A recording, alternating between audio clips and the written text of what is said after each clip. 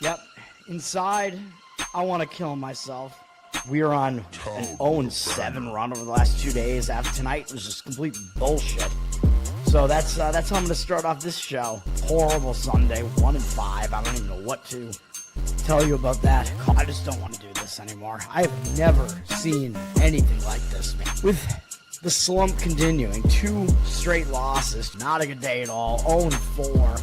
I just have not had a good season, man. Look at this slump that I'm on. The slump continues. I've reached a new peak, actually. I'm going to burn my Bruins hat, man. I don't know what is going on with the Bruins. March 8th, is that what it is? I don't even know. It's March 9th, I think. Who even knows, man? I don't know what day it is anymore. I don't even know what day it is anymore, man. Back with you after the worst day that I could possibly have. Back with you, as I always am. Until I die, at least. 0-2 yesterday, and yesterday did not go well for me. 0-5. The worst month that I've ever had in my 18 years doing this. I don't know what to even tell you about this anymore. Broke the slump yesterday as the slump discontinues. The slump continues. Somebody fucking kill me, please. I don't even know what I should do at this point other than potentially end it all.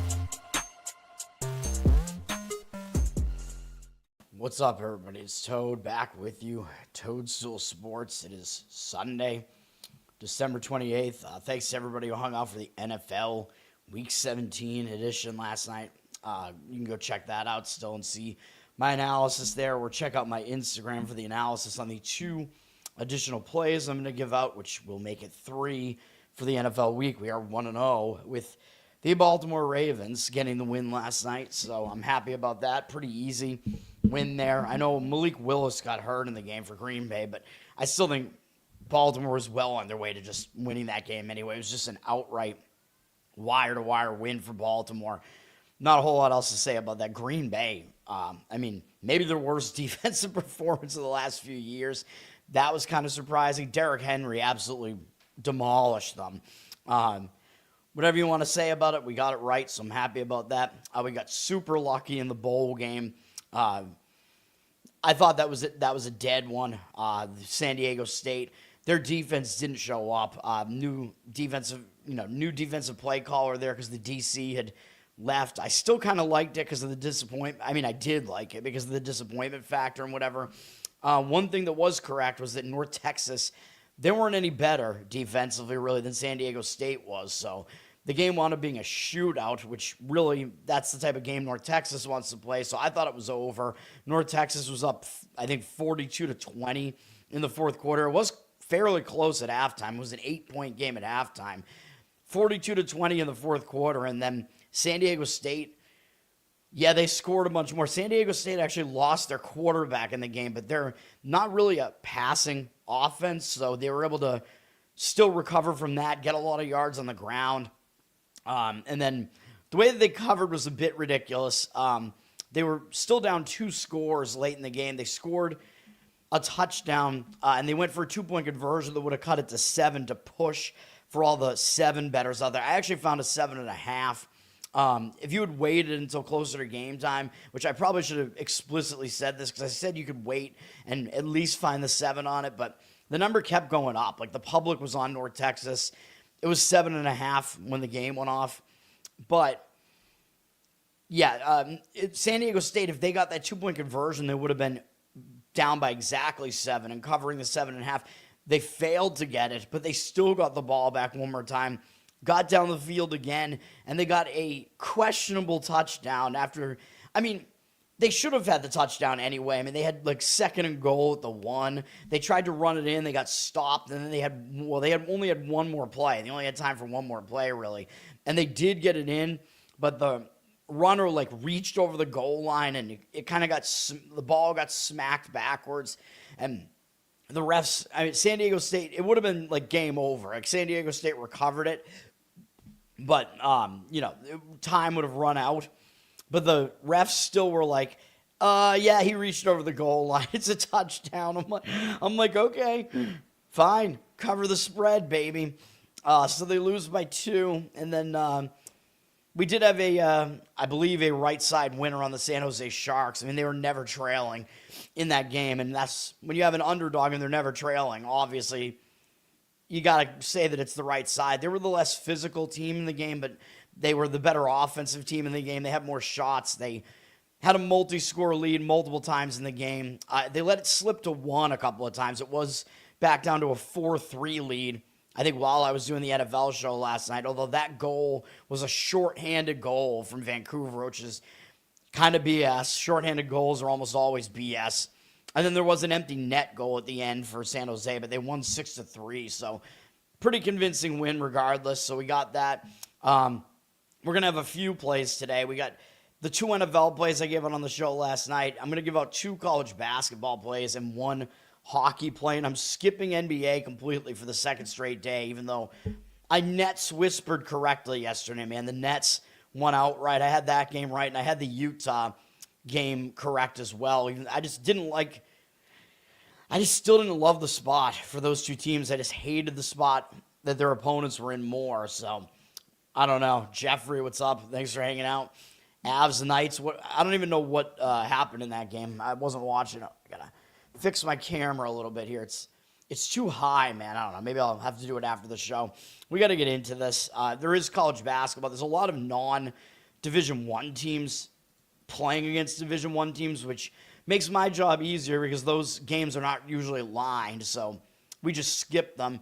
And oh yeah, we're gonna have a best bet right off the bat because I just do these in order. So let's do it, man. In the 2 p.m. slate here, Winthrop and Texas Tech. If you know me and you looked at these teams' schedules, you probably know where I'm going with this already. We're going to take Winthrop plus 17.5, I think is what the number is here. We're going to fade Texas Tech, number 15 in the country. I mean, I think they're a little bit overrated. Ken Baum will tell you that he has them in like the 20-something range in the country. Obviously, they're still a good team. Yes, they're undefeated at home. Winthrop is not a bad team, though, even though they're sitting at 8-6. They face a pretty difficult schedule, and Ken Baum has them, like, I think maybe even inside the top 100. If not, he has them, like, just outside of it. He has them at 122, my mistake. But he also has them as the second unluckiest team in all of Division I basketball, Winthrop, meaning that they have severely underperformed based on, like, basically that means they've lost a ton of close games that probably should have gone their way, that have not gone their way. Texas Tech, I mean, the entire thing has to do with the spot that they're in, man. These teams are coming out of breaks, and, out of the holiday break, and, I talk about when a team went into the break hot, it can, like, disrupt their momentum. Both of these teams, I think, won going into the break, but you can't overlook what Texas Tech just did going into the break, man. They beat Duke. Duke was an undefeated team, top 3 team in the country. They're legitimately one of the top teams in the country, and Texas Tech beat them by 1, and that's how they went into the holiday break. You got to think they were just basking in that the whole time. That was a neutral site game, too. I think that was at Madison Square Garden, where the crowd was going to be Duke-friendly there, too. Really, really nice win for Texas Tech. You got to think that this entire week, that was last Saturday, they're going to be just kind of basking in that, celebrating it the whole time over the holidays. Now they face Winthrop, and then on Saturday, they start Big 12 play with an Oklahoma State team that seems to be on the rise, by the way, and then Houston after that. So this is a sandwich spot. Winthrop is not as bad as their record looks. They're a pretty competitive team. We've seen them look pretty good in some other games this year. They lost by 7 at Nebraska. They lost by 1 at Arkansas. Those are not bad losses whatsoever. They had a really horrible loss at Coastal Carolina. I have no idea what that was about. A 6-point loss to George Mason, who we're going to talk about later in the show, is not a bad loss either. They lost to Coastal Carolina twice, actually. I don't even understand that, man. I think it's just that I think both teams are South Carolina located. I think Coastal Carolina just plays their absolute ass off against their in-state big brother. Like, I don't really see another explanation for that. So Winthrop has kind of been all over the map here as far as what they've done. But the fact that they were really competitive against the 2 good teams that they played, Arkansas and Nebraska, leads me to believe that they should be able to be competitive enough in this game to come within 17.5. Yeah, Texas Tech is pretty good, but they also play slow. And I talk about that when a team's going to slow the pace down, makes it a little bit more difficult for them to cover a large number like this. Winthrop likes to play a little bit faster, but they're kind of like a mid-tempo team. So if the game is slowed down, I don't think it will really like completely throw them off or whatever. You know Winthrop's going to show up for this one. They're coming out of the break. They went into the break by just beating a non-Division I team. So I think they're going to show up for this one. It's one of the biggest games remaining on their schedule. We're going to go with it. The number's slipping down a little bit from 17.5 to 17. The total is higher than I would like it to be when I'm taking an underdog in the low 160s. I don't really know why, but it is dropping. It's dropped like 5.5 points down to 162.5. I don't know, but I'm playing the spot here. Winthrop plus the points is the play in that one. Mr. Pinsey, what's up, man? Thanks for hanging out. Tyson, what's up, man? Thanks for hanging out. I like the toad, the frog emojis going on here. All right, if you want me to talk about any of these other games, I will, but these games are just not interesting. I know I usually talk about the Boston games. I'll talk about my guys at BC, I guess. BC went into the break beating Fairleigh Dickinson, which is fairly, I don't know, what do I want to say about that? It's fairly non-noteworthy, I guess I should say. Who cares? But they do start ACC play next against Georgia Tech, so you could argue this is a look-ahead spot. They're playing against Lemoyne. Lemoyne, they're not good, but, I mean, they have been a little bit better than expected this year, if you want to say that. They'll probably step it up for a game against an ACC team that is one of the big boys, but not a very good big boy, so they're a bad big boy. BC is not a very good team right now. They're only a 13-point favorite here. It's a low total down to 146.5. I would take the points with Lemoyne in that one, but I don't feel strongly about it. Liberty at FIU is an interesting one. This is actually the start of conference play in the Conference USA, I'm pretty sure. Liberty, they're one of the named teams in Conference USA, and we know this. They've been one of the better teams in this conference for a while, basically since I think they moved into this conference from the A-Sun. Liberty could be in a letdown here, though, even though I know this is the conference opener, which is kind of my hesitation with it, but they just beat Dayton going into the break, man. That's a big win going into Dayton and beating them. Dayton was a fairly big favorite in that game, and Liberty got the job done, won that one. They only have Kennesaw next, though. I don't really know if Kennesaw is going to be cause for a look ahead. And Kennesaw has been one of the better teams in this conference recently, though, so maybe they will slightly look ahead to Kennesaw. I mean, FIU hasn't really done much of anything in this conference. So I expect FIU to show up for this. I mean, this is their conference home opener. They went into the break coming off of a win over some non-Division I team, TCJ, whoever the hell that is. Trinity College of Jacksonville. Yeah, all right. In this case, Jacksonville, Florida. I think not Jacksonville, Alabama. Florida International. You know they're going to show up for this game against Liberty. And it almost looks too easy to play Liberty in this game, seeing that they have the better record and whatever, and they're only a 4.5-point favorite. I would take the points with FIU in this one, although the money seems to be indicating otherwise. 87% of tickets, only 81% of the cash on FIU, but do you really believe that FIU is a public dog in this scenario? What public bettor is going to be playing FIU in this game? I don't think that's the case, so I would lean towards taking the points there based on my situational analysis there. 148 is where the total's at right now, not a high total at all. We got Northern Colorado against Colorado in a little brother, big brother matchup in the afternoon here. Now, I talked about Colorado yesterday, I think. Yeah, because Stanford, I was correct about the Stanford game yesterday, too, by the way. Cal State Northridge did cover that number.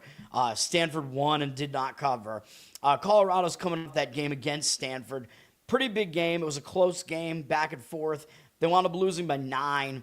Now Colorado plays Northern Colorado, and they start Big 12 play with Arizona State on January 3rd. So this does look like kind of a sandwich spot here, playing this game between two power conference teams. They're playing a little brother who you know is going to get up for this game, and not a bad team either, Northern Colorado. They're probably the best team in the Big Sky right now. So, and you know they're going to get up for the game against Colorado. So I would look towards Northern Colorado in this one. And Northern Colorado, you remember, we faded them in their last game against Denver, and we played them the game before that, and we won both.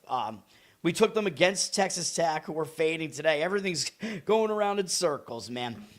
They caught Texas Tech in a bad spot. So that's another indicator for today, by the way, that Texas Tech has failed to cover in some of these games in spots similar to what they're in today.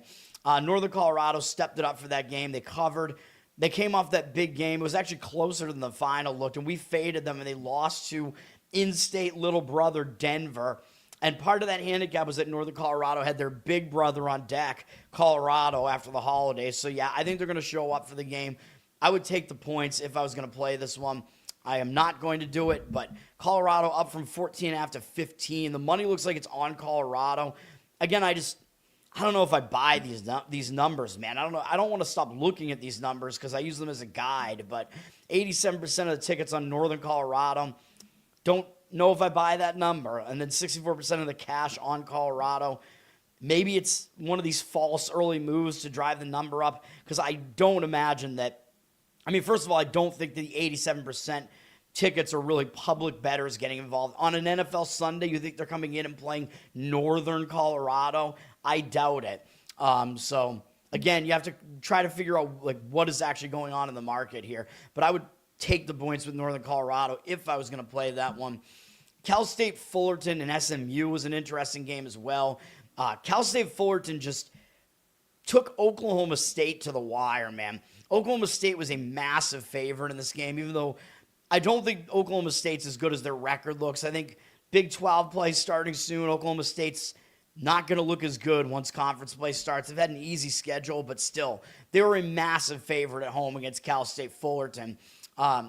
And Fullerton almost pulled off the upset in this game. I think Oklahoma State, they had the big lead. They got complacent. They were a one-loss team. They still are, I think, and they were undefeated at home, which I think they also still are because they did win this game. But if you look at what happened in this game, Oklahoma State had a huge lead into the second half, and then it looked like they just got complacent multiple times, and Fullerton refused to go away and kept coming back, and the game was within 2 points in the final minutes of the game, so Fullerton went all out in that game. Now, they did have the holiday break after that, so that can kind of help them. Like, if they were playing these two games in, like, a span of a few days, I might be more likely to fade Fullerton here, but the fact they had a break kind of negates it a little bit. Like, it does help them out a little bit, and they're not going to overlook SMU. They're playing another one of the big boys here. The question is just how much do they have left in the tank after that. For SMU, they're coming out of the break as well. All these teams are. They went into the break with one win against Central Arkansas. Who cares? But I do worry about SMU here as well because, yeah, they got Cal State Fullerton here. They might not totally pay attention to this, even though, yeah, they might see what Fullerton just did to Oklahoma State and show up for that reason. But it's going to be difficult to play SMU here because they have a pretty major look ahead to ACC play against UNC starting on January 3rd. They start ACC play with North Carolina, Clemson, and Duke right out of the gate. That is a gauntlet. So it is a potential look ahead for SMU. So I am skipping this one. If you forced me to give you a lean on that, I would lay the points with SMU. SMU's up from 20 to 21. I think what a team did in their previous game matters more than what they have looking ahead to, again, because what just happened to them is both mental and physical, and the look ahead is only mental, so it's easier to overcome. 85% of the tickets are on Fullerton, 61% of the cash on SMU. All right. We got Charleston Southern at Richmond. Charleston Southern, they're coming off a big performance against in-state big brother, I believe, Furman. I believe they consider themselves to be a little brother to Furman. Charleston Southern was a dog in that game on the road. They played pretty close against Furman. Then they did go into the break after that. Now, coming off of that, they could be maybe in a hangover spot still after that, although I don't really see them overlooking Richmond, though, because Richmond's been really good this year, too. So take all that for what it's worth. Richmond went into the break with an easy win over a bad team, the Citadel. They do have a look ahead to a conference play beginning after this, where they start conference play with a decent opponent in George Washington. So we will see what happens in that game If I was going to play that game, I would slightly lean towards laying the points with Richmond, though. Richmond up from 13-13 with juice in that one. Okay. Next up, we have my other best bet in basketball. Let's do it. We're going to lay the points in this one with a double-digit favorite, George Mason. We're going to lay it. I see 15.5. I see 16. I see 16.5 out there. Hopefully that number doesn't matter once you get into this point range. Hopefully a point doesn't really matter. We'll see. But we're laying the points with George Mason against Pennsylvania. Both these teams are coming out of the break, but look at what Penn did going into the break, man. They went to Rutgers. I know Rutgers is not good as far as Big Ten teams are concerned, but they're still a lot better than Penn. And Penn almost beat them outright, man. Rutgers is a big favorite in this game, and Penn stepped it up for this game. I mean, it's always big if you're a lowly Ivy League team like Penn and you step it up for a game against a Big Ten team. And Penn actually led the majority of this game, too, which is crazy, including leading the game by 6 with a minute 41 to go, and they lost the game. That is a brutal way to lose that, man, and that's the way they went into the holidays. I could see that hangover happening here, man. I could see that maybe lingering into this game. Yeah, George Mason is good, and ideally you're going to want to get up for the game, but I just don't know how they bounce back from that. That was a huge performance, so they almost pulled off that big upset. And for George Mason, I think they will show up focused here because they just went into the break playing pretty poorly against Loyola, Maryland. This is a game where George Mason was a big favorite. They're a one-loss team. They're undefeated at home. They came into this game a huge favorite, and I think they kind of got a little bit comfortable in the second half, let's say. Or actually, I don't even know if I would say that because they weren't even winning, actually. They were losing the game at halftime. They did take the lead later in the game, and they had a decent lead later in the game, but Loyola, Maryland did not go away. So George Mason got a serious scare here as a big favorite. And you know I like to play on teams that are in a situation like that just took a scare as a big favorite, and they escaped with the win because it, like, shocks them back into focus. Like, they know they have to play better in the next game. So it all lines up pretty well, I think, for a play on George Mason in this one.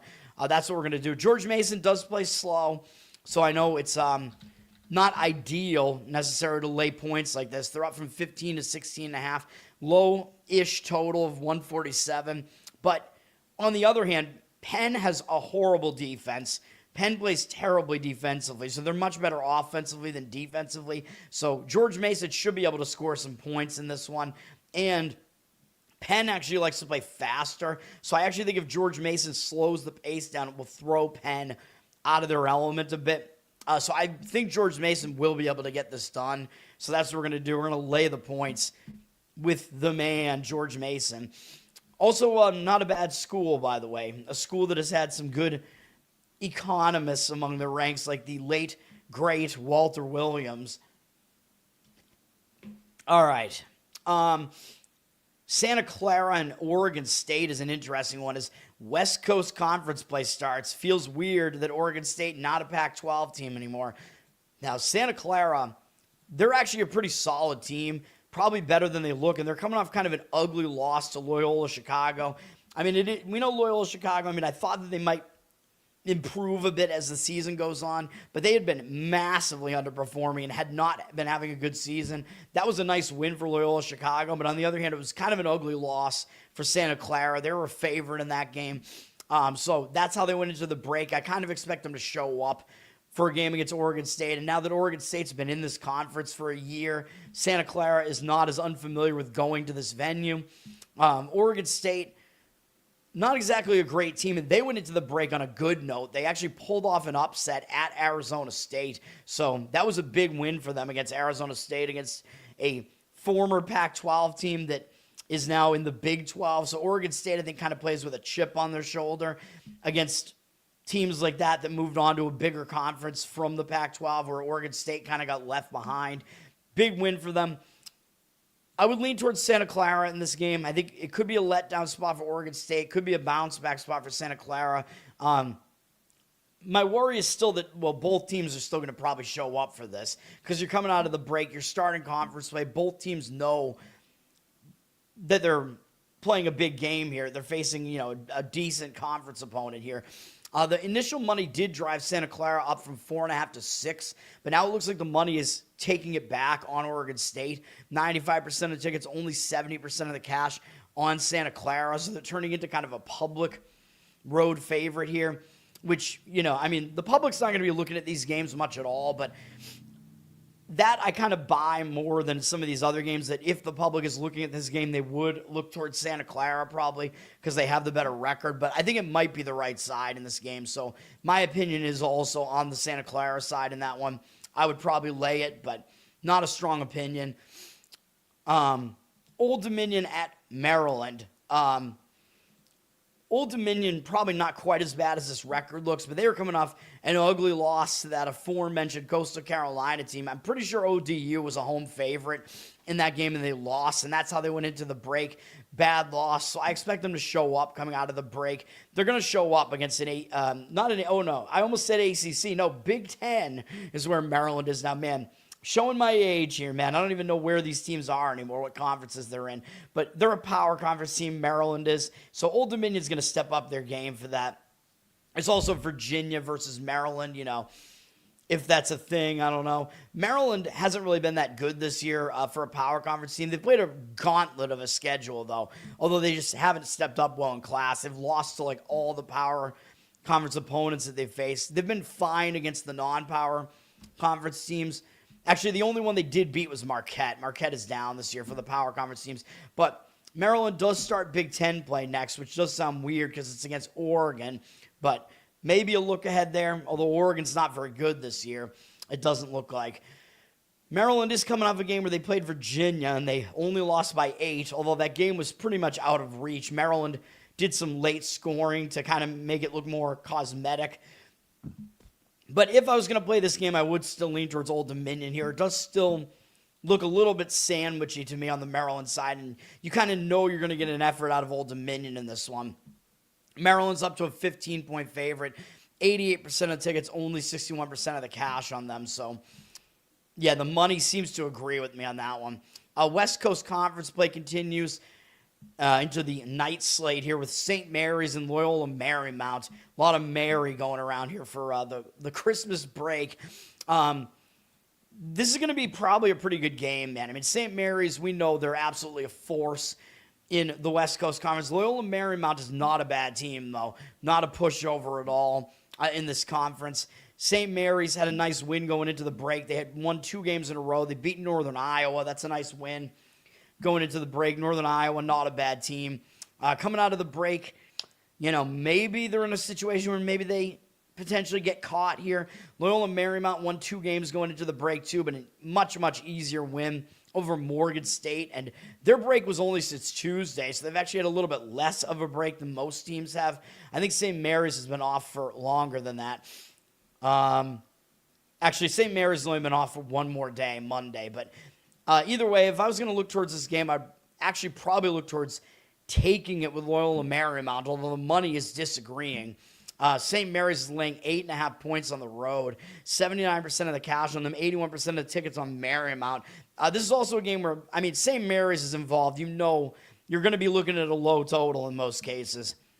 139 is the total here, so laying points on the road with a team like St. Mary's that plays ugly, slow basketball, not really something I would want to do either. So my lean would be to take the points with Loyola Marymount, but I'm not going to do that either. Then we do have a Gonzaga at Pepperdine, which is also a WCC game. Gonzaga beat Oregon going into the break. They went into the break on a hot note. Their only loss this year was a really bad blowout loss to Michigan. It was bad just because they lost by 40. It's acceptable to lose to Michigan, but maybe not by 40. But Gonzaga is still a good team. They're not going to be thrown off by going to Pepperdine. They do it every year. They're going to win the game. It's just a matter of whether or not they're going to cover this thing. They don't really have that much incentive to, really, though. Pepperdine, they're going to try to show up for it. It's conference opener. They get to host the big boy, Gonzaga. They'll try to show up for it. Gonzaga's a 30-point road favorite in this one, though. I'm not really interested in laying 30 on the road, okay? Gonzaga is the way better team. Maybe they cover. They do like to play fast, and Pepperdine wants to play slow, but Gonzaga is so much more the dominant team. They might be able to control the pace in this one and speed it up. It's a matter of, do they cover the 30 or not? I don't know. I don't really have an opinion either way on that one, to be honest. I just thought it was kind of hilarious that that's a conference opener and it's a 30-point road favorite. Gonzaga, I mean, they're basically a blue blood. They probably should be in a different conference. San Francisco at Seattle. Although with Gonzaga in the WCC, it kind of elevates the conference to some extent because those conference teams have to play a team that's as good as Gonzaga. So, and St. Mary's in there, whatever. They got those Pac-12 orphans in there now, and they got Loyola Marymount and San Francisco are not bad. And Santa Clara, none of those teams are that bad right now. Speaking of San Francisco, they're playing against conference newcomer Seattle. This is another conference opener at Seattle, which now Seattle's new to the WCC. They were in the WAC until this year. So this is kind of an unfamiliar venue for San Francisco to have to go to. So that would worry me a little bit that Seattle's not a place where they're that used to playing. So that would worry me a little bit. Conference newcomers tend to do fairly well at home because their environment is unfamiliar to these teams. Now Seattle, the holiday break could be disruptive to them potentially as they went into the break with 6 wins in a row. Although the last win was that win and non-cover against UTSA, and that was a win for us on the show because you remember I said that was a sandwich spot. Seattle had beaten Washington the game before that in a huge win for Seattle against their in-city big brother in the University of Washington. And they had conference play starting after the break here, San Francisco. But yeah, part of that handicap was Seattle should show up for this game. But I think both teams are going to show up here. So then it kind of comes down to looking at and San Francisco just played Morgan State last week. It doesn't matter. It kind of comes down to looking at the line here. And Seattle's flipped from a 1-point dog to a 2.5-point favorite. And people are going to look and see that Seattle has a better record and think that this is like pretty easy. Almost pick the winner. You play Seattle here, but I actually don't think that's the right way to go. Even though, yeah, San Francisco not familiar with going up to Seattle, but 50% of tickets, 83% of the cash on San Francisco. San Francisco's faced a more difficult schedule. Even though they have the worst record, the odds makers are already telling you what to think here. San Francisco's still the better team, so that is the way that I would lean in that game would be to taking the points with San Francisco. It's a fairly low total as well in the 140s. And then Omaha is playing Oregon here. This is a game where, I mean, Omaha, they play slow, but they don't play any defense. It's a very weird combination. They did win the Summit last year, although I thought they were pretty overrated and that I didn't expect them to win the Summit. They're coming off an upset win as well at Lamar. Lamar was actually the favorite in that game. So Omaha, I mean, potentially maybe that could be a letdown spot, and maybe that break will disrupt their momentum, but I don't think they're going to overlook Oregon, though. And Oregon has been a horrific team against the spread this year. They just haven't been very good at all. They've been really bad as a home favorite, just not covering hardly at all. They went into the break only losing by 9 to Gonzaga, although that game was pretty much out of hand late in the game. Oregon, I think, closed the gap a little bit late when the game was already over. Still a big game having to play Gonzaga, though. And then Oregon does start Big Ten play next against Maryland on Friday. So overall, yeah, I would probably lean towards Omaha in this one, but I'm not going to do it. Although, yeah, Oregon, something's got to give with Oregon, man. I mean, the odds makers are going to have to adjust to Oregon being so horrific against the spread, and it doesn't look like it's happening in this game as they're up from 20.5 to 21. You're getting a lot of points with Omaha. The concern is, again, that Omaha's defense reeks. So Oregon might actually finally put up a decent amount of points in a game for once against a defense that's this bad. So I don't know. We will see. And that is the rundown for college basketball, man.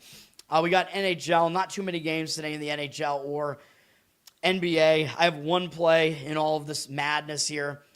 Montreal at Tampa Bay. This one is close. Like, if I was going to add another NHL play today, it would be in this game. Montreal, they're coming off a pretty satisfying win over the Bruins, which is the main reason why I'm going to just kind of stay away from this one. But Montreal is definitely rested. They've been off since Tuesday. although they've had all that time to kind of bask in that win against their rival, the Bruins. Like, the Bruins and Montreal hate each other, man. So it was a good win for Montreal, 6-2, embarrassing the Bruins. Unfortunately, my Bruins are falling apart. So they're coming off of that, but yes, they are the more rested team. Is Montreal going to overlook Tampa Bay? I don't really think so. They might consider this to be the start of a new road trip, want to kick it off on the right foot. And Tampa Bay, as we know, they played yesterday, so they're in the much worse rest position. And not only did they play yesterday, they were at Florida and they beat them. Huge win for Tampa Bay, beating their in-state rival, beating the returning champs, Florida. Massive win for Tampa Bay. Coming back home off of that, so they're actually traveling across the state of Florida. Not a huge amount of travel, but with no days off, I mean, it sets it up significantly worse for Tampa Bay, I think, and probably Johansson will be back in net here for Tampa Bay, although they played well with him, but Vasilevsky is better, and Vasilevsky is back, but on the back-to-back, you got to imagine Tampa Bay will go with Johansson in net in this one, so if I was going to play this, Montreal would be the side I would play. Tampa Bay down from -150 to -145. 80% of the tickets on them and only 67% of the cash. So they look like maybe they're a little bit of a public side. Market read is kind of agreeing with me on Montreal here. That would be the way I would play it. Way more rest for Montreal. And Tampa Bay, both teams kind of in a letdown spot, but I think more so for Tampa Bay. So, yes. Jeffrey, thank you, sir. Yeah, I didn't even really look at the NHL to see how I did, but Garrett, what's up, man? You made some money last night? Hell yeah. Garrett is the prop king here. I don't know anything about props, so you want to listen to Garrett on the props. Although I disagreed with the Jokic one, but I don't know how that one turned out, although Jokic is a star, so I mean, there is the potential that he'd do it anyway, but I don't want to play players like that off of those monster games.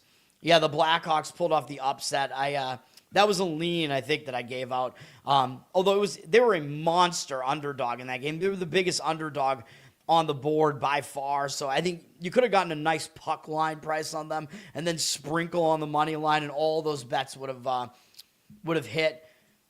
Yeah, I mean, Jokic, yeah, walking triple-double. I think Aaron Gordon might still be out for Denver as well, but the previous game he went like 50, he was like 50, 16, 12 or something in the previous game, so it was just one that I would not have been, I would not have had any desire to play his inflated prop totals over in the next game, you know what I mean? You know the books had to inflate them off of that one. He did go over, yeah, that's another monster game, a 30-20-10 game. I mean, yeah, I don't know what else to say, but I still wouldn't have wanted to do it, though. Blues, yes, I lean to the Blues as well. Yeah, they won yesterday, I believe. All right, Islanders and Columbus here. The Islanders, they're also in a spot where they played yesterday, and they got a nice win over the Rangers. They got the sweep of their local rivals here, New Jersey, New York, beat them both. Now they're starting a road trip with no days off. They got to travel to Columbus, so I think you could argue this is a bit of a letdown spot here with travel plus no rest. Columbus is a rested team coming into this one, and they're sitting at 500 if you exclude the overtime losses, so I think that might motivate Columbus a little bit more as well, but Columbus has been off since Monday, and yeah, they got a nice win against the Kings. Yes, they're returning home from a road trip. It was only a 2-game road trip, though, out to the West Coast. It does worry me a little bit when teams return home from road trips. They had the holidays in play here, and then they do have to go back out on the road to face Ottawa, but I don't see Columbus overlooking the Islanders here, man. I think the Islanders are in the worst spot. You got a lot of rests on the side of Columbus. I know it's being factored into the line, but I would play Columbus in this game on the money line if I was going to play it. Columbus down from -145 to -137. 72% of the tickets and 82% of the cash on them right now. I'm not even sure that I buy. Like, why would Columbus really be the public side here? I wouldn't buy that they are. I mean, the public's going to look at this and see, oh, the Islanders just beat these pretty good teams. They have the better record, and you're getting them as a dog. Like, that's the way the public thinks. So I think Columbus is the side to look at in that game. You like the Penguins? Yeah, so do I. I have no opinion on the total in that game. Hell yeah. Garrett, hopefully my information is good then for the NHL. NHL has been one of my better sports over the years. So it's one of those ones the public doesn't really get that involved in either. You can definitely find some good spots. It's a money line sport like baseball, so you treat it a little bit differently as far as the bets are concerned. I am going to have a little bit of a wild way of playing the Pittsburgh game in a minute here. Toronto and Detroit here. Toronto beat Ottawa last night. That's a big game for both teams. It was a high-scoring game, 7-5. Toronto might be a little bit gassed coming off of that game, and they got to go to Detroit here with no days off. Don't love how that sets up for Toronto. Detroit is more rested here. Or no, wait, excuse me, they're not. My mistake. I apologize. I forgot Detroit played at Carolina yesterday. My mistake. So they're traveling as well. They did play yesterday. They lost 5-2, though. To me, I do think it is a better spot to look to Detroit here. Both teams did play yesterday, but you're looking at one team. Detroit got kind of embarrassed yesterday, although, yes, it was against a good team. Toronto won and looked really good in doing so against one of their main rivals. So I would lean to Detroit in this one. The money seems like it's not agreeing on that one. Detroit down from -140 to -120. 75% of tickets, 99% of the cash. Probably not accurate on Toronto. My opinion would be Detroit in that one, though. And I think if you do lean towards Detroit, you might actually even be fading the public in that one off of recency bias, although I'm not totally convinced that that's the case in that one. That one's probably the weakest of my opinions out of all these games here. You're in the South. The South has Florida and Carolina, though. But, yeah, you're right. Up here in the Northeast, hockey is an animal, man. In the Northeast and in, like, the Midwest and, like, the North, central part of the country or whatever, hockey is huge. And in Canada, obviously. And I'm part Canadian as well, unfortunately. French Canadian. I don't know if that's better or worse, but whatever. I'm mostly Italian and Swedish, but Swedish and French Canadian, that gives me a lot of hockey blood. Garrett likes the Nashville sex offenders. No, Garrett's in North Carolina, so he probably would be rooting for the Hurricanes. And they're a way better team than the Predators. So Pittsburgh at Chicago. This is a best bet. Jeffrey already knows what I'm doing here. We are going Pittsburgh here, and I'm going to recommend splitting the bet here because Pittsburgh's a pretty big favorite because the odds makers, they continue to tell you that Chicago's not a very good team. In fact, probably one of the worst teams in the league still. Pittsburgh's not even that good, and Pittsburgh is still laying about a -170 money line price. I'm recommending what you do is you make your own puck line here. I use a calculator, as I've showed you before. Johnny Ma has one that's pretty simple to use on here. I do it out of 300 because that's what I'm used to. That's what I would bet on games. But if you want to do it out of 100, you can see what the actual percentages are here. So you give them what the odds are on the money line, which is -165. The puck line, -1.5 goals, is +158 on them. Those are the best I found at my books. And then it tells you what you should do. So in this case, you're almost always going to be putting a little bit more on the minus money side of it, on the favorite side of it. 63%, basically 64%, he's saying you put on the money line. You put the remainder of the bet, in this case out of 100, on the run line part of it. And what that works out to is that your amount that you're risking on the run line part of it is the same as the amount that you're trying to win on the money line part of it. So you're making your own -1 puck line in this case, although this guy did this for baseball, but it works the same way. So you create your own -1 puck line. In this case, the odds that you create out of that are -103, which is a pretty good price, I would say. So I like how that works out. And what this means is that if they win by exactly 1, you'll push your bet. But we are going to take Pittsburgh here. If you want to lay more, put more money on the line to win what you want to win here, I'm not going to tell you not to play the money line on this either. I mean, you could do that. The money line is factored into my bet here, but this is just a little bit more risk averse. Although, of course, again, if they win by 1, we will push this bet. Chicago has turned into a public home underdog here. Very rare public home underdog. And when I see that, I like to go against that team, man. And it just so happens that this is also a really good spot to fade Chicago. 78% of tickets, 76% of the cash on Chicago. Public does not want anything to do with Pittsburgh right now because they've been on such a major slide recently. They want nothing to do with it. So I like that the public is just completely overvaluing Chicago here to the point where they're pounding Chicago as a giant home underdog, thinking, oh my God, we're getting Chicago at such a big dog price. Like, oh, it's such value here, right? Yeah, no, I don't think so. Pittsburgh, first of all, is the more rested team here. Pittsburgh, as I told you when the record was good, they weren't as good as they look. And yeah, they lost 8 games in a row, and they've now lost 9 out of their last 10, but they haven't played since Tuesday. Yeah, they went into the holiday break, whatever, but that break came at a good time for them, I think, losing 9 out of 10, including losing their last game 6-3 to Toronto. The previous 2 losses were both shutouts. I think that break is going to be good to help bust Pittsburgh's losing momentum and help them show up for a game. This game is obviously more than winnable for Pittsburgh. I mean, they're the better team in this one. They should win this game. I don't think they're going to be looking ahead to Carolina in a case like this. When you're a team that's just on a massive skid, you're not going to overlook anybody. Meanwhile, Chicago, the spot for them, as Jeffrey already pointed out, the spot is horrible. They played last night in Dallas and played them into a shootout, and now they get Pittsburgh here. Horrible, horrible spot. Yes, that broke a losing streak for Chicago, so sometimes that will give you new momentum, but in this case, I don't think so at all. That was a monster upset, one of the biggest upsets of the year. Dallas was like a minus 330 something money line favorite probably, and Chicago somehow pulled off the upset win, which I believe I did say that was my opinion in the game, to play them on the puck line. Didn't really think they were going to win the game outright, but they did. Chicago was actually the way more physical team, although they got out-face-offed in the game. Whatever you want to say, huge win for them. They have no time off. They're having to travel back from Dallas. They get this Pittsburgh team that's been on a massive skid. And up next, they got the Islanders, then Dallas again, then Washington, then Vegas. Those are all games against teams that are doing better than Pittsburgh is right now. So this looks like a sandwich spot to me. To me, this is almost a no-brainer.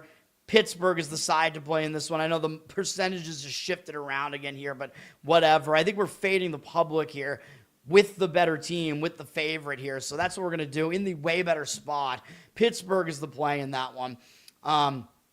So that is what I like in that one.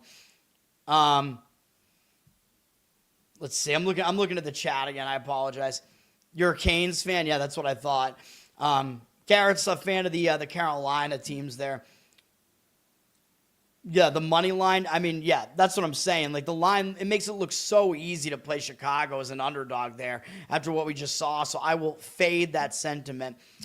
Yeah, so I'm saying split the bet. So you put 64% of it on the money line and the remaining, 36% on the -1.5 puck line would be my recommendation on that. But it's kind of a risk-averse way of doing that, though, because there's a decent chance they win by 1 and you push the bet.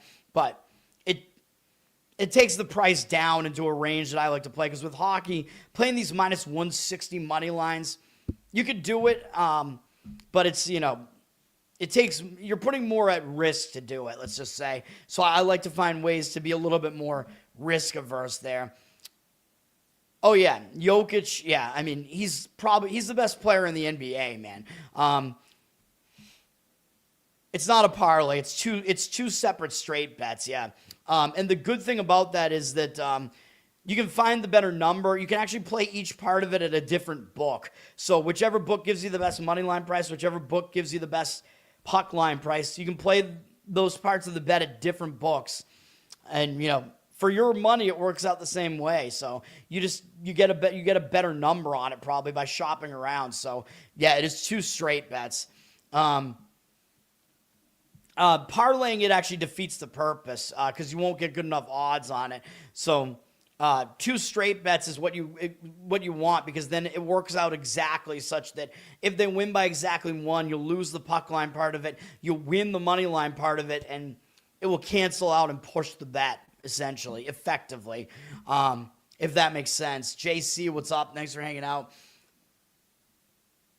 I don't know if they'd let you play that parlay or not. I mean, obviously it's correlated. So yeah, I mean, they might not. I don't know. I've never tried to parlay something like that. You know me, I'm opposed to parlays anyway. So I almost never have done them. As far as the total in that one, I worry about the under in that one. I mean, the money kind of seems to indicate on the under. Jeffrey, I think you play too many unders, man. 79% of tickets, 70% of the cash on the over in this one.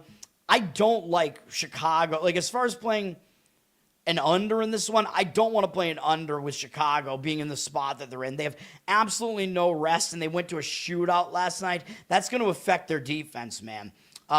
Pittsburgh, off of huge rest, yeah. So I would agree, like, if both teams were off of, like, a huge amount of rest, it makes sense to go under. When teams are coming off of, like, a game where they literally played yesterday and had to travel, played a grueling game yesterday, I do not want to play that team's game under the total because I think it's going to affect their defense. Not only that, but you know that also means Chicago is going to be switching goaltenders here.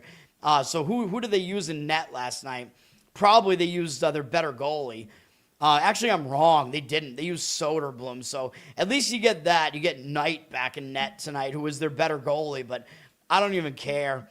It would not shock me at all if that game went over the total. No. I'm telling you right now, it affects I've done this for almost 2 decades, and it's the same in every sport, basically.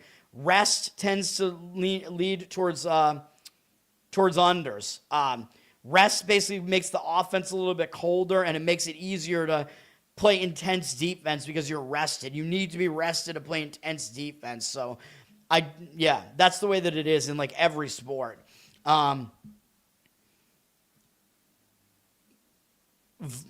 Void what? They just won't let you play that parlay, probably. Cavs, Houston, I don't know what happened in that game. I did not agree with the under in that game either, yeah, obviously. It might have hit. I have no idea. Philadelphia at Seattle. I think you're too full bore on playing unders, dude, just because the public tends to lean towards overs, but the public doesn't even play hockey that much, really. So you're not getting, like, value by playing unders in hockey. You know what I mean? Like, it's not inherently value by doing that. Like, in the NFL, it somewhat is generally, just because in primetime games, especially because the public will want to play overs in those. But so the line will be skewed a little bit. But in hockey, they can't even really skew the line because they have to work between 5.5 and 6.5, basically. So. And empty netters kind of ruin things as well. Philadelphia at Seattle. Philadelphia just beat Chicago going into the break, so the break might disrupt their momentum a little bit. But then on the other hand, it's like starting a new road trip where I talk about when a team starts a road trip, they tend to be focused to start the road trip. On the Seattle side, they also went into the break on a good note, beating San Jose, Anaheim, and LA. And they are returning home from a road trip here as they actually went to Calgary, then San Jose, Anaheim, and LA. So they're returning home from all that, and they have the holidays in play here. So you actually have a return home spot here for Seattle. And I talk about that. The return home spot can be a distracted, you can see a distracted team in the return home spot. I know Philadelphia's been playing pretty well, but I think it is still a factor here. It is possible Seattle is still kind of distracted by the holidays ending and whatever. So if I was going to play this game, I disagree with the market in this one. I would lean towards Philly at minus 130 on the money line. 67% of tickets on them, 90% of the cash on Seattle. It does look like a pros versus Joes scenario that is indicating pretty strongly on Seattle right now, but I actually disagree with it based on the situation. But no, I'm going to skip it. No, I mean, I don't even think that makes sense. Like, I mean, you're going to, like, the odds makers are trying to split the action, yeah, but the way that they put those totals up there, it's going to be close to a 50-50 split, overs and unders, long term. So, yeah, I mean, I don't see that at all. I find spots to play overs pretty much in hockey, and I was doing it last year more than I have in the past, and I think I did win on them more than I lost. So I don't know, but I am telling you that you need rest to play intense defense, and rest also hurts offensive continuity. So that's how I look at games. NBA to finish this thing off here, and then I will do the final NFL market read here. We got 6 games here. Golden State at Toronto. Golden State last played on Christmas, and they looked pretty good, beating Dallas. So could be maybe a letdown spot, although I do also talk about when a team starts a road trip, they can tend to be focused to start the road trip. Want to get it off on the right foot. I don't think they're going to overlook Toronto when they have Brooklyn and Charlotte up in the next 2 games. But they are coming off the game against Dallas. Dallas not great, but they beat them. Looked decent in doing so on Christmas. So you could argue it's a little bit of a letdown spot here. Meanwhile, I do expect Toronto is going to show up with some anger here. They played on Friday, and they got blown out by Washington. That's an embarrassing loss, man. So I think they will try to bounce back from that. Now, you could argue they're returning home from a road trip, but I'm not sure if they are because the Christmas happened in between the Miami and the Washington games. So I don't know if they went home and then they went back out to Washington and that kind of affected how distracted they were. I don't know. So I'm not really going to treat this as a real road trip return spot, even though, yeah, they had 3 straight road games starting on the 21st. Normally, I would say, yeah, they're going to be distracted in the return home spot. In this case, I don't really think that's the case. So my opinion in this one would be to take the points with Toronto. The money seems to agree. The Warriors are up from 3 to 4.5. 60% of tickets on the Warriors, 55% of the cash on the Raptors. So the money is saying the Raptors here. I'm staying away, but that's the way that I would lean in that one. Washington beat Memphis. Was that one of my plays? I don't remember. Yeah, I don't know. Washington is playing Memphis today. Yeah, so there's like a kind of zigzag aspect to that game, I guess. Philadelphia at Oklahoma City. I will tell you right now, I probably would not want to be Philadelphia right now, having to face Oklahoma City after another loss to the Spurs. I will say that. Philadelphia is playing a second straight road game. They're on a 2-game losing streak. They're going to try to show up. I will say that. They're not going to overlook OKC, obviously. It's just that they're catching OKC in a spot where I think they're going to be really angry. That was their first home loss of the season, and they just can't beat San Antonio. I don't know what the fuck goes on with that matchup, man. But Oklahoma City has 5 losses on the season. 3 of them are to San Antonio, and the other 2 losses are to teams that they beat in other games, Minnesota and Portland. Oklahoma City has beaten both of those teams this season as well. Something about San Antonio, whatever it is, man. But now Oklahoma City, they're coming off that game. They kind of got embarrassed, to be honest, as double-digit favorites at home on Christmas. I think they're going to show up and they're going to kill Philadelphia in this game. Philadelphia. Oklahoma City still only has that 1 home loss there. They've been dominant at home otherwise. They do win by margin a lot at home. I would lay the points in this game if I was going to play it. Thunder up from 15 to 15.5 here. 67% of the cash on the Thunder, 51% of the tickets on the Sixers. So the Sixers are actually a slightly public side, it looks like. The public just doesn't want to lay points with the Thunder right now, man, because the Thunder have kind of been just not doing it for the public recently. But I think this is a spot where the Thunder bounce back. I mean, they're not playing San Antonio, so I think that's enough that they're going to come out with some ferocity, and I think they're going to win by margin there. That would be my opinion. The UNC break is killing you, yeah. At least you're not a Duke fan, man. Like Cole, my former co-host, and Dickie Walnuts. I think Cole inherited the Duke fandom. I don't know about Dickie, because they're not from like the Duke area. I don't know. I don't know what goes on there, but they're both Duke fans for whatever reason. I have always hated Duke. More than I've hated North Carolina. I had a soft spot for North Carolina slightly just because I liked Michael Jordan in the 90s, so that was the thing. I'm a Boston College fan, and you know how that goes, but yeah, you hate Duke, so do I. I don't know, just something about the air of Duke just really, really pisses me off more than like any other team. I don't know, like just they're like even though I am a guy from the Northeast, we're Yankees, but like even though I hate the Yankees because I'm a Red Sox fan, this is a Red Sox hat, by the way. But like Duke is like the Northeast moved down to the South and took it over. Duke is like such a Yankee school, dude. So it's pretty lame. It's a pretentious, Northeast school that just happens to exist in North Carolina. So. Yeah, exactly. Although, if you wanted me to choose any of those North Carolina Triangle schools, I would prefer NC State over both of them because they're the team that gets like no recognition. They're the little guy out of the three of them. So, and I liked, Valvano, was that his name? He was a little bit before my time, but I watched the documentary about NC State was awesome, by the way, on Netflix. The NC State Valvano documentary. I liked that guy's vibe, man. Valvano. That was his name, right? Valvano. Hilarious dude. I like him way more than all the UNC and Duke coaches. I don't know. That guy seemed like real, unlike the other guys. So I like that guy a lot. I know he unfortunately died at a somewhat young age of cancer.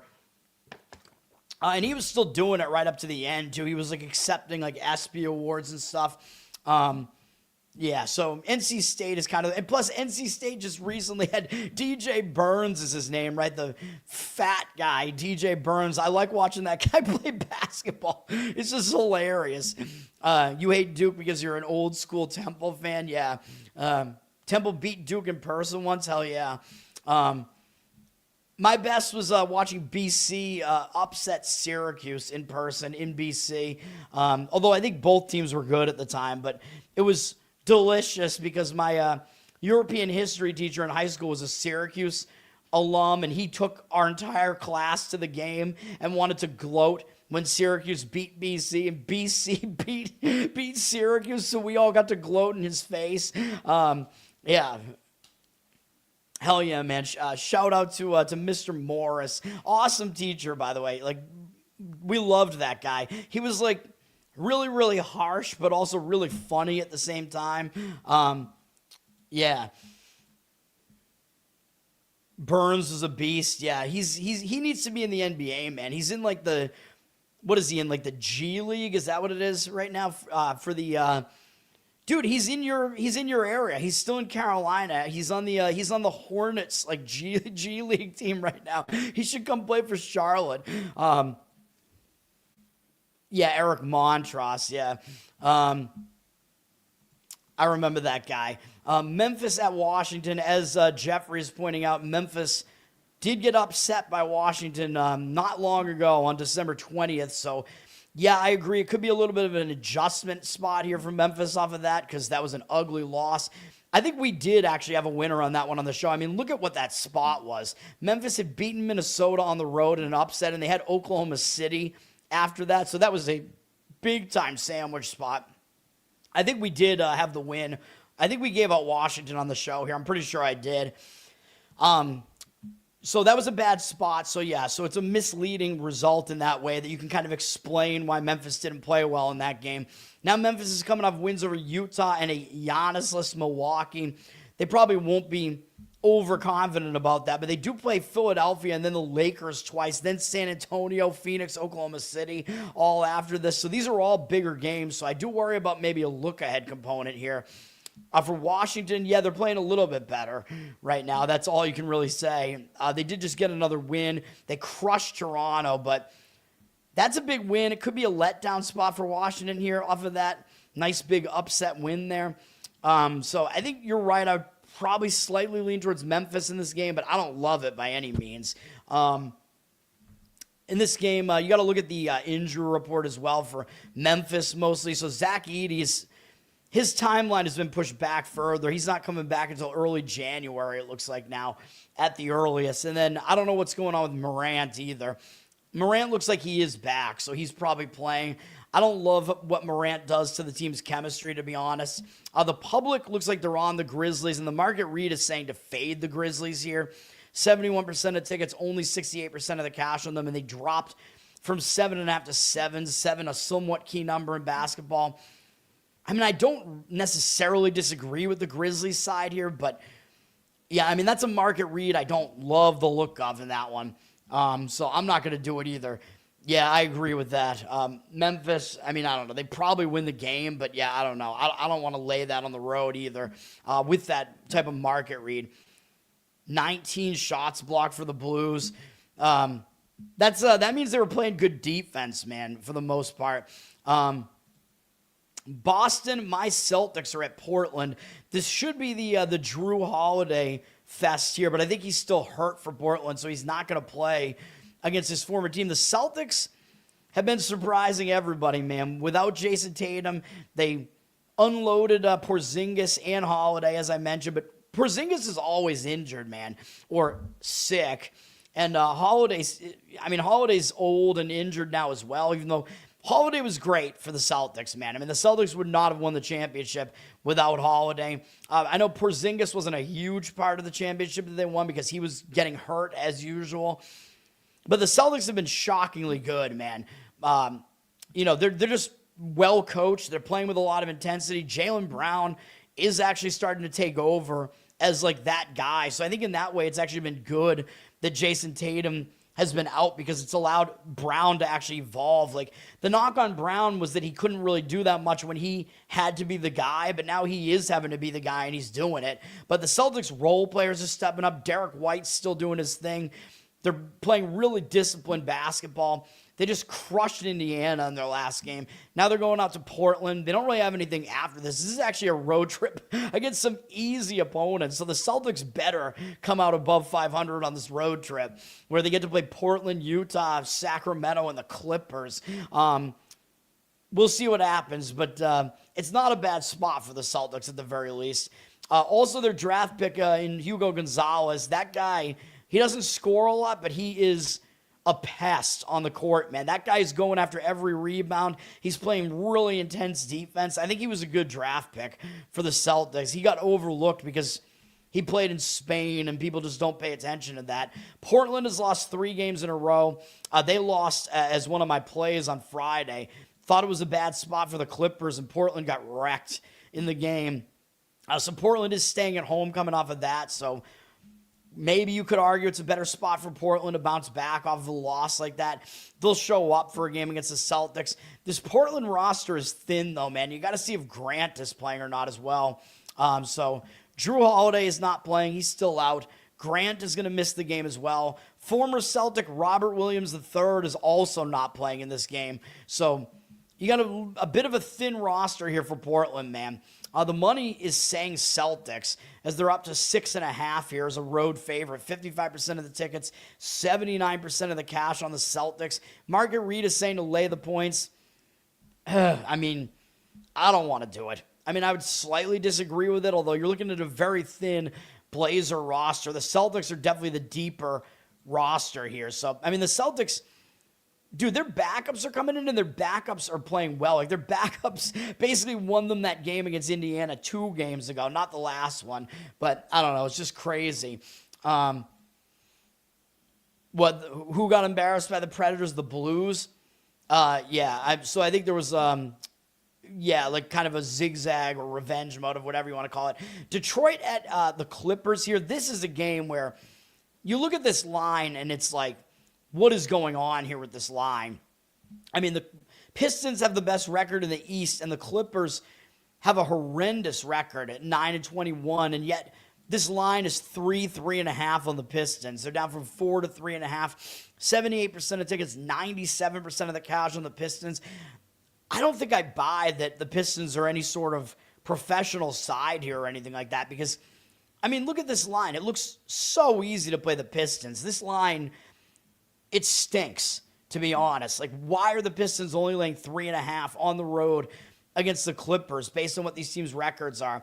Now, yeah, the Pistons are not exactly as good as their record looks. They're good, but I don't think they're the best team in the East. The Clippers are, talent-wise, the Clippers are not as bad as their record looks, and the odds makers are kind of telling you that. The line, it just looks way too easy to play Detroit. I mean, the line is very suspect, and Detroit doesn't really have any injuries here either, so why is the line like this?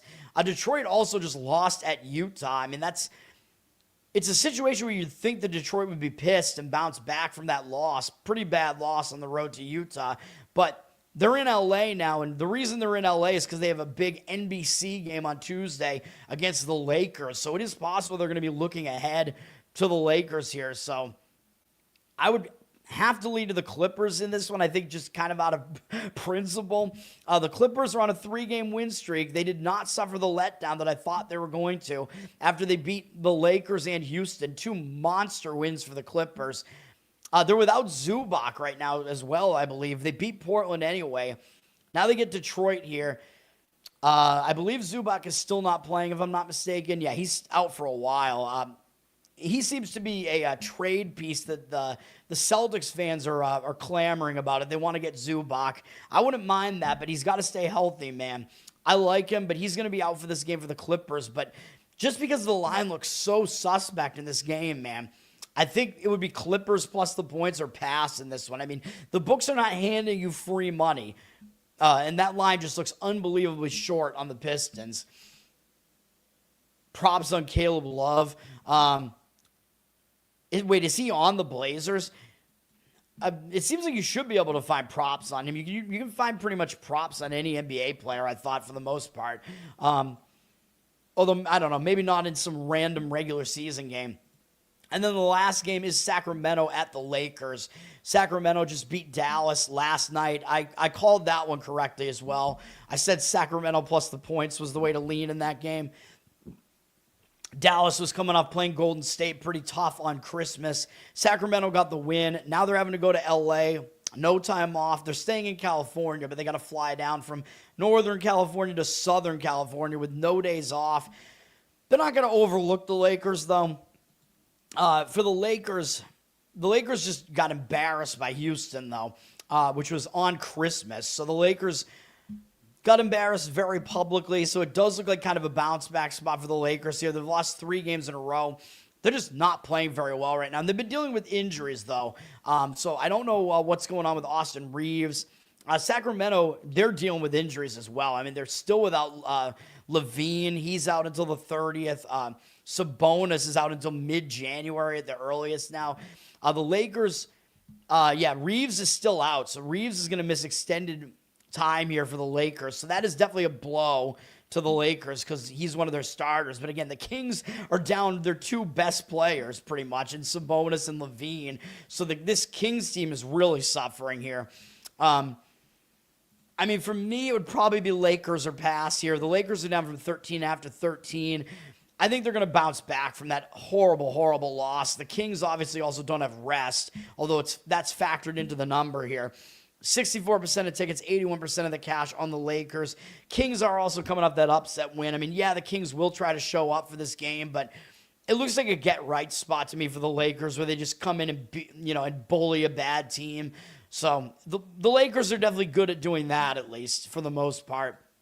So I think you either lay the points with the Lakers, or leave it alone. All right.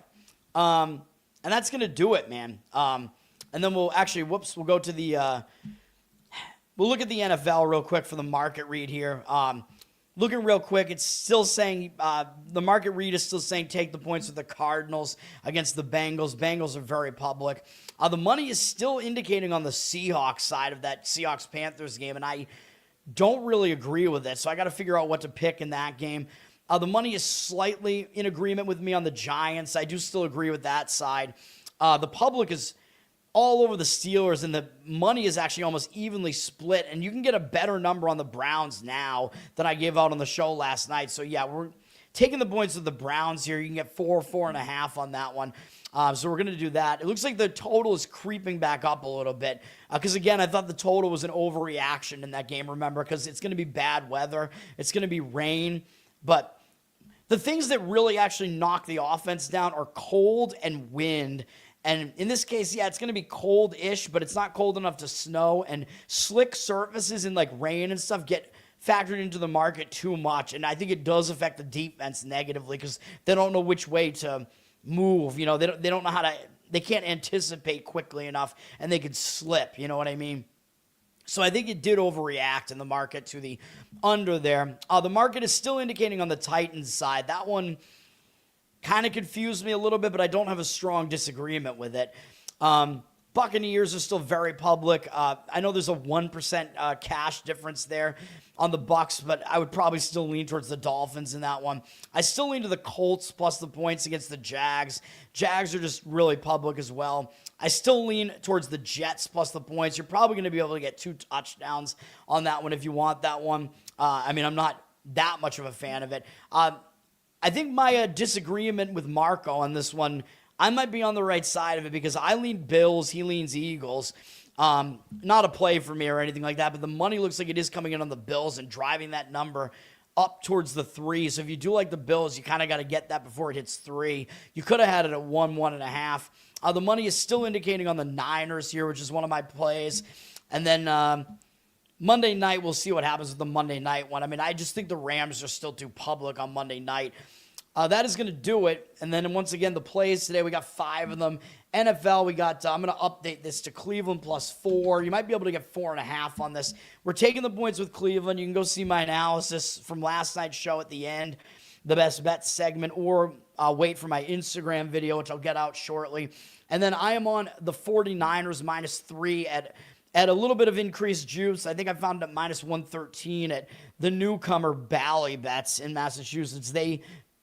They lag behind, man, but I would still probably lay the 3.5. I like the Niners in the night game. That's what we're going with the 2 plays. College basketball, we're taking the points with Winthrop. We're laying the points with George Mason. And then we have that split hockey bet on the Pittsburgh Penguins, partially on the puck line, partially on the money line.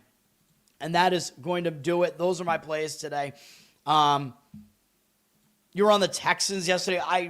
I disagreed with that. The market disagreed with it. And also, the Texans, it was a bullshit win for the Texans. That illegal contact call that basically handed the Texans the win was one of the worst calls of the year. Like, the game was just completely rigged. It was, and I'm not just saying that because the Colts got eliminated on that. It was just absolute bullshit. But Jeffrey, I thought you were all about revenge, man, and that was a revenge spot that mattered to the Chargers, even though I think the Texans are the better team, but that should have been offensive PI on the Texans. Illegal contact on the Chargers, one of the worst calls I've ever seen, to be honest. It pissed me off so much. The Chargers should have won that game. Absolute bullshit. The penalties were bullshit. The Bears are absolute ass, dude. Like, come on. They had no business winning that game against Green Bay. It took 2 quarterback injuries on Green Bay, and Green Bay not being able to even get a first down at the end of the game, and recovering an onside kick, and Green Bay fumbling in overtime. That's how Chicago won that game. Give me a break. Chicago, they're still a joke. They're not good. They're still below average on offense, and they're still a bottom, 7 defense. They're not good. They're the most fraudulent team in NFL history still. And they're going to lose to the 49ers. So, yeah, that's all I have to say about that. Fuck the Bears. The Bears are also in for a rude awakening in the playoffs as well, with being the most overrated team of all time, plus being massively inexperienced. Good luck with that, except their coach has some experience, but not as a head coach. And their quarterback is extremely soft, let's just put it that way, and has 0 experience, and I think he's still not good at all. So, no, again, absolutely not. No. That's how you go broke in this business, relying on getting lucky. No. The skill aspect is how you win at this thing. You can't rely on luck. You cannot do it. Because the luck will go your way sometimes and it won't go your way other times. No. Being lucky is just bullshit. You can't luck your way to a Super Bowl win. It's not going to happen. So all it's going to do is make the Bears look way better than they actually are. It's absolute bullshit. Yeah, they're trash. They're the worst team that I've ever seen with a record that's as good as this. They've had at this point, I think they might have the weakest schedule in the NFL at this point, because the Patriots have faced a couple of good teams over the last couple of weeks, because it was the Patriots. And Denver was kind of in the mix as well. But yeah, the Bears, they're not above average at anything, offense or defense. Caleb Williams' stats still reek. They're not good at all. They had 6 points for the majority of that game against Green Bay. They're awful, dude. They're going to lose, and they're going to lose in the first game. The 49ers better smoke them. I think the Bears, if you can go watch my analysis, but the Bears just clinched the division So I think that makes the letdown spot for them after beating Green Bay even worse coming into this one. And they're having to play a night game on the Pacific Coast. I know the 49ers have a lack of rest here. And I do worry that the 49ers, they actually control their own destiny as far as getting the 1 seed. But I just don't think that's that much of a motivating factor, to be honest. Like getting the 1 seed, I think you just go out and you play. That's the motivation. The 49ers are more motivated to win the division. I believe they actually control their own. Well, I don't think they control their own destiny as far as that's concerned, because I think they need Seattle to lose once, but I'm not quite sure about that. Maybe I don't know. I'd have to look again. The Niners, if they win both, actually, maybe they will win the division. Actually, yeah, they will, because I just said that. If they win both games, they're the 1 seed. So, yeah, they do actually control their own destiny as far as winning the division, but we'll see. And I want them to, because that was my preseason prediction. I said the 49ers would be the winner of this division. So, I didn't get everything right, but I got some things right. I had Jacksonville winning their division, by the way, and that's going to be a close one down the stretch. So, a couple of situations where I went against the public. By the way, all 3 of my season win totals that I said were the best ways to play them, they all won at this point, I think. We have the Niners, I think, are over the 10.5 now, and Washington clinched the under 9.5 like 7 weeks ago. And the Chiefs went under their win total as well. So I got all 3 of them right, baby. There you go. Let's get it. Let's get some wins today. Learn to Toad on Twitter. I got subscriptions over there now. Learn to Toad on Instagram. Like, subscribe. Give me good comments here on this channel here. Listen on audio. Give me a good review on audio. Apple and Spotify. Covered in Uke is my ukulele cover project that I have on YouTube here. I have some originals up there too. I've Uke translated some of my old original music that I did with like my MIDI project and whatever, so I might post those too. But I wrote an entirely new Uke album that's up there as well. So for a Twitter chick, and then we got patreon.com/learntotode. You can get bonus Uke stuff there, and the Loser Cast. You can go check that out. That is the comedy panel podcast that I'm on because I miss Tower Gang. You can go still check out the old episodes of Tower Gang if you want to see the most offensive podcast on the planet that unfortunately we disbanded. I would love to get that thing back together, man. We'll see what happens. Thank you, sir. I appreciate it. Dude, I'm glad as well. Tell people about it. Hopefully I can continue being as hot as I have been. I've been on fire since September. It was a bad year kind of up to this point. March was just terrible. So, the last 3 months have been unbelievably good. So we can't continue to run at this rate, but I don't know. I know what I'm doing, so at least there is that. At least I like to think I do. The Twitter chick, yeah. It's shout out to Lolita Diaries. I gave her an entire album. There you go. That's gonna do it. I'll be back tomorrow. Probably a small board. It usually is on Monday. We'll see. College basketball is back in action. I'm going to start doing, I'll probably start doing bracketology videos because I do my own bracketology, and why not? I like talking about it. I'm obsessed with March Madness, so maybe I'll start doing those on like Sundays or something after the Saturday chaos happens. So I don't know. We'll see. I forget when did the new rankings come out? Monday or Sunday in basketball? I forget, but we'll see. Yeah, no more. Yeah, no Epstein. Yeah, that's her name on Twitter. She's in her 20s. We're all right. You have a good day as well. Peace for now, everybody.